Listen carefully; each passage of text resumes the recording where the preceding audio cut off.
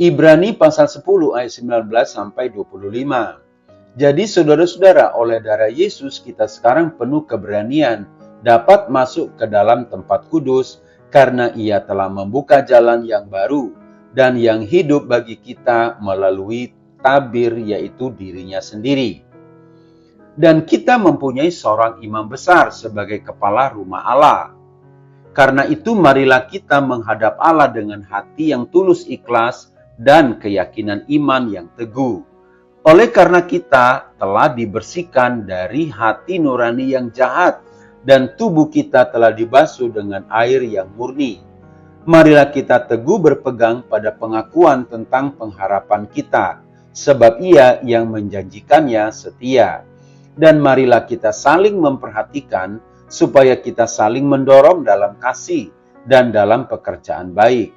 Janganlah kita menjauhkan diri dari pertemuan-pertemuan ibadah kita, seperti dibiasakan oleh beberapa orang. Tetapi marilah kita saling menasehati dan semakin giat melakukannya menjelang hari Tuhan yang mendekat. Baca juga Ibrani pasal 9. Hati yang bersih bagian pertama. Saudara-saudara, hati nurani manusia adalah bagian dari gambar Allah yang di dalamnya kita semua diciptakan. Hati nurani adalah perasaan moral yang eksis, bahkan dalam diri mereka yang tidak memiliki hukum Taurat, yang menyebabkan mereka dengan dorongan diri sendiri melakukan apa yang dituntut hukum Taurat. Roma pasal 2 ayat 14. Namun, hati nurani diburamkan dan dirusak oleh dosa. Dan hati nurani berfungsi dalam manusia hanya untuk menuduh. Hati nurani kita adalah hati nurani yang jahat.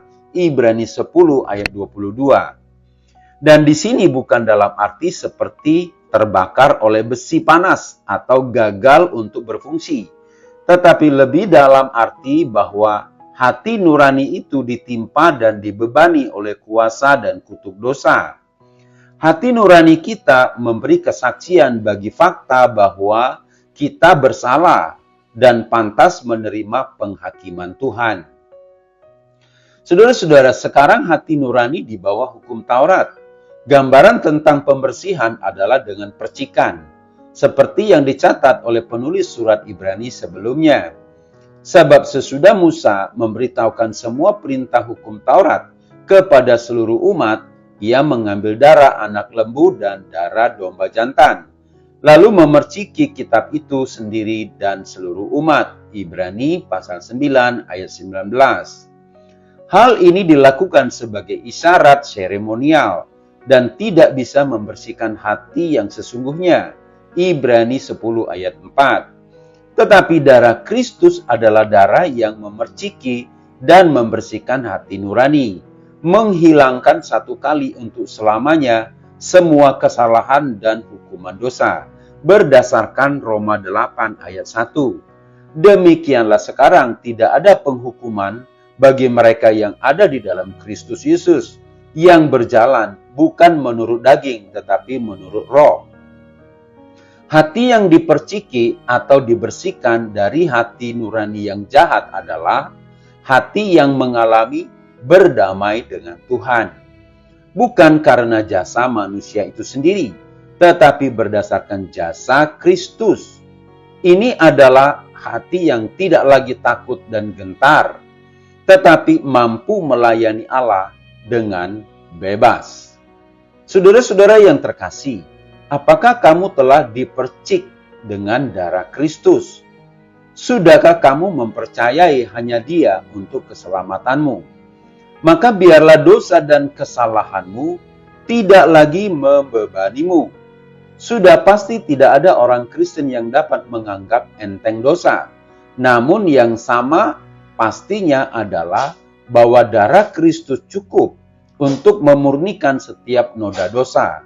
Seperti yang dikatakan dalam Ibrani pasal 9 ayat 14. Betapa lebihnya darah Kristus yang oleh Roh yang kekal telah mempersembahkan dirinya sendiri kepada Allah sebagai persembahan yang tak bercacat, akan menyucikan hati nurani kita dari perbuatan-perbuatan yang sia-sia, supaya kita dapat beribadah kepada Allah yang hidup.